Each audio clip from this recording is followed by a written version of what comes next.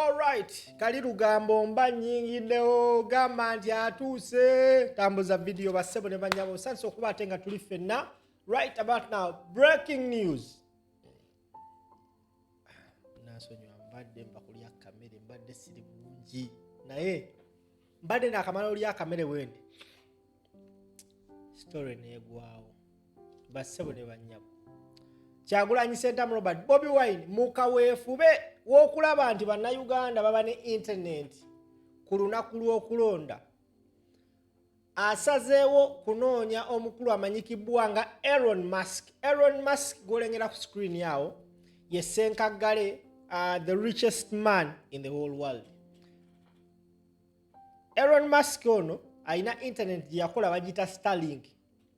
Internet eno abaana bangi babadde bastalkinga nange nakastalkinga waneeno naye a few days ago zabadde ndowooza it was yesterday but one ennaku z'omwezi nga 2 Starlink yawandiikira UCC ekitongole ekivunaanyizibwa ku by'empuliziganya mu Uganda ng'ebagamba nti they have officially stopped providing telecommunication services in Uganda. Era nga bagamba nti bonna abagireeta it was illegal. Ekitegeeza baazikuddeyo ffenna cwi baatusazeeko. Twade tumanyi tuli kaweweevu mu kulonda kuno tugenda kubeera kwalaali. But guess what, ladies and gentlemen? Olwategeddeko nti Elon Musk yakutuddeyo emirongooti gye oba Uganda yagijjeko satellite kwe tubadde tutapingira Starlink internet. Kyagulanyi Sentamu Robert Bobi Wine awandikidde Elon Musk omugugu gw'ebbaluwa bwaguuga. Tambuza video. Ku mukutu ogwa X awandise n'ataaginga Elon Musk n'amugamba, hey Elon Musk, as you cheer the fall of a dictator in Venezuela, here in Uganda your Starlink has disabled citizens' access to the internet just days to the January 15th elections, in which we seek to peacefully end Museveni's 40-year-old dictatorship. Like other dictators, Museveni has suffocated free expression, engaged in mass killings, brutally persecuted the opposition, and suppressed citizens' rights, among other atrocities. Please reactivate Starlink internet access in Uganda so that citizens can be able to communicate and stand a fair chance at shaping their destinies. Democracy dies in the darkness. Gwe sebo banya batulaba. Kyagulanyi Sentamu Robert Bobi Wine eno post gyakoze abasinga muyinza ogiraba as a joking post. Wagikoze ataddeyo n'ebbaluwa gye baawandiisa aba Starlink. Agitaddeyo just 49 minutes ago and trust me eyina retweets 629. Gwe munnayuganda ndaba essaawa zino kiki kye weetaaga okukola kweno post? Omukutu gwataddeko ogwa X ekisooka omukutu gwa Elon Musk n'amuteekako n'amutaaginga n'omutaaginga. What do we need as Ugandans right now? The change-seeking Ugandans. All we need is for us to make sure eno post etuuka ku Elon Musk. Kuliko replies oba zite comments ziri mu 3. And I want to take this opportunity okuzibayitiramu. Gwe sebo banya batulaba. Kinnuma nnyo nti bw'odda buli ateekayo post tataaginga Elon Musk. Only a few people were tagging Elon Musk. Eno video njikoledde buli munnankyukakyuka. I'm so glad obwedda abaana batiba ono yataaginze teyataaginze Elon Musk yataddeko International Criminal Court blah blah blah. Elon Musk needs to see this post in order for him to start acting accordingly. Now, people who are commenting ku post y'omukulembeze Robert Kyagulanyi Sentamu, yes, you are doing a tremendous job, but please, it doesn't make sense.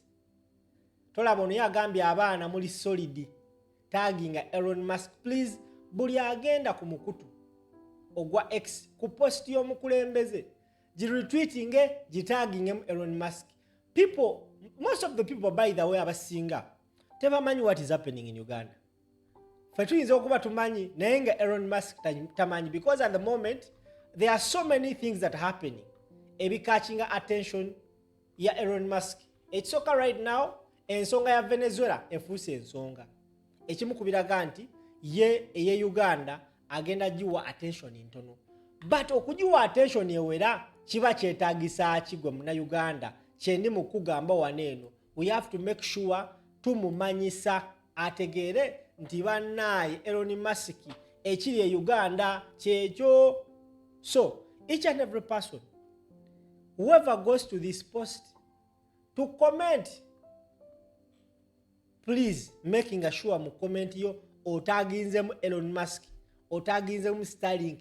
Ng'omukulembeze wakoze mu post ye ataginzemu Elon Musk n'atagingamu n'omukutu ogwa Starlink, such that they know exactly. Now Elon Musk ono kyemumanyiko kiri kimu, ye musajja atajubileetinga singa wabawo, ye musajja ajubileetinga singa wabawo dictator agudde. Ku mukutu gwe ogwa X olunaku olw'ejjo omusajja ono yajubileetinze we yafunye amawulire nti bakutte omukulu amanyikibwa nga bakutte president wa Venezuela, era yavuddeyo n'akongratulatinga Donald Trump upon that act. Ku post gye yatadde ku mukutu gwe ogwa X, omukulu ono yalaze nti naye ekikolwa ekyokukwata omukulu oyo president wa Venezuela yakisanyukidde. So kitegeeza ki kino? Gwe ssebo oba nnyabo atulaba, njagala buli omu asobola please kindly tag Elon Musk, tagging Elon Musk nozo omulaba akulaga nti ekyakoleddwa yakisanyukidde. There are so many posts that are there. It was here kanonye post here, by the way. Let me look for the post. Yagize nga congratulating Donald Trump. Obanga ayoza Donald Trump ku nsonga ya yokwata president wa Venezuela, because people need to know now. Okay, it was yesterday. How is this? That was yesterday. Asajja kakola tweet. Buli lunaku akola tweet. How was yesterday? Abadde ya yesterday. It was yesterday. Let me get that tweet mugirabe. So Bobi Wine okuvaayo n'awandikira Elon Musk ebbaluwa eyo yakikakasa Elon Musk alina ogiraba, but eddoboozi lya Kyagulanyi yekka terimala. Naawe ali kuno ku mukutu, you can add a voice.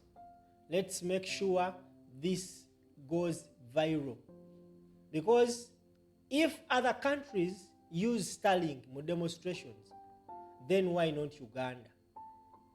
Was it an influence? Elon Musk ne wanaagaana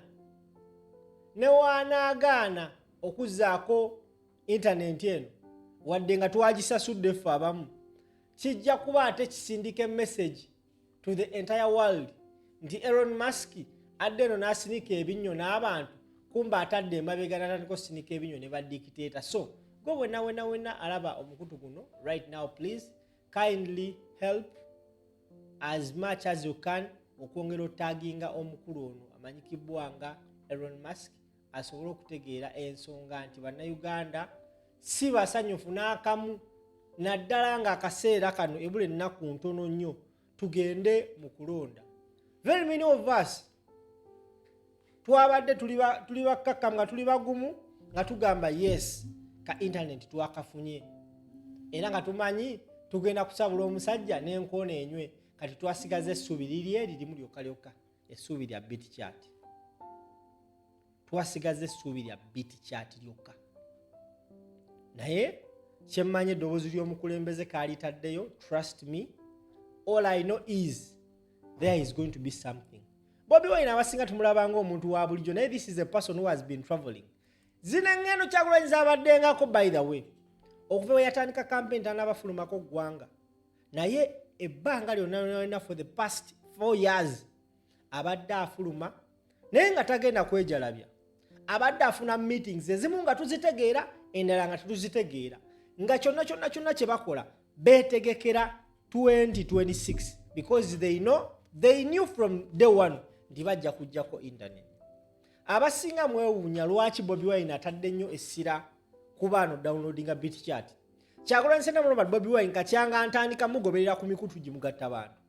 Taddiŋŋanangako nsonga naye buli lunaku ku makya ssaawa 12 kyegendereze every morning saa 12 papa ateekayo post ng'agamba abantu mu downloading bit chat. It is now 4 consecutive days ng'agamba abantu mu downloading bit chat buli lunaku ku makya saa 12. So there are so many avenues zogenda owulira ku last moment.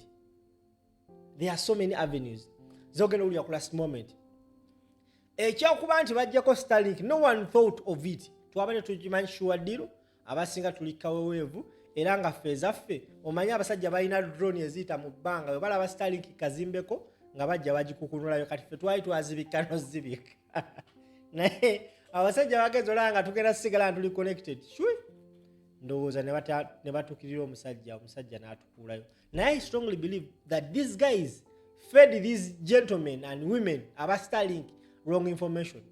Now eno post ya Bobi Wine yegenda okusaabulula be bagambe bali eri. Ate ekirala nesijja bagamba kabadi kange tambuza video Kyagulanyi Ssentamu Robert Bobi Wine awandikidde Elon Musk n'amugamba sebo zaako internet. If you are also a scholar or a person that is always advocating for democracy, then you switching off Starlink in Uganda, you're not advocating for democracy. Chovola bamugambe ku last nti democracy is going to die in darkness. And it's true. Democracy is going to die in darkness. Naye bino ebintu bigamba kati olunaku ntono nnyo teweewuunya nnyo nga waliwo akabadi akazza akalala. Lwaki twavuga vidiyo eno ne ngwerekereza.